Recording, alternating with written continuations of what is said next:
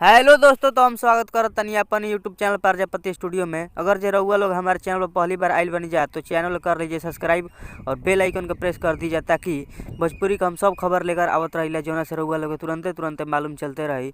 तो भैया लोग, टुनटुन लाल यादव जो कि एक ऐसा काम कर दिए हैं जिससे उनको ट्रोल किया जा रहा है भोजपुरी में। तो भाई लोग क्योंकि वो ऐसा काम ही किए हैं कि ने कुत्ते का एक बर्थडे विश किए हैं, और जो कि डिम्पल सिंह का है, और डिम्पल सिंह बनियापुर के रहने वाले थे।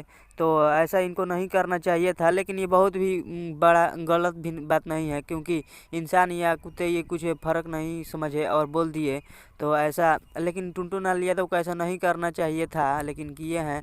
तो पैसा के लिए कुछ भी नहीं कर दीजिए, क्योंकि आपका उतना स्टारडम हुआ है कि आप ऐसा नहीं कर सकते हैं, लेकिन फिर भी किए हैं।